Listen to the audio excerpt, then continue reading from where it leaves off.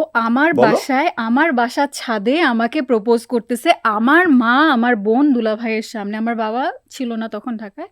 তো বাকি সবাই ছাড়া আমার ফ্যামিলি মেম্বারদের সামনে ওর মা দাঁড়ানো, সবার সামনে আমাকে প্রপোজ করতেছে, মানে আংটি তুমি ছেলেটাকে পরাচ্ছে। না বলে দিলা? আমি তো মানে আই ওয়াজ লাইক, হচ্ছেটা কি? এদিক ওদিক তাকাচ্ছি, আমি কল্পনা করতে পারতেছি না। তো আমি নিজের সাথেই না, না বললে দেখি কি হয়, ঘটনাটা কি ঘটে।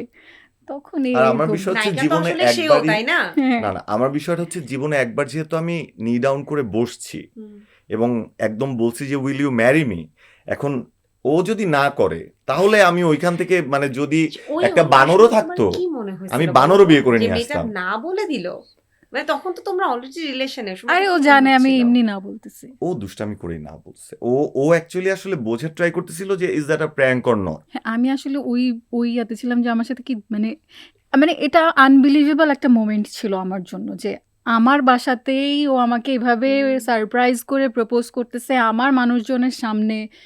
দ্যাট ওয়াজ লাইক, আমি মানে ডিনায়ালের মধ্যে ছিলাম যে না, এটা হইতেছে না, এটা হচ্ছে না, এটা অন্য কিছু হচ্ছে।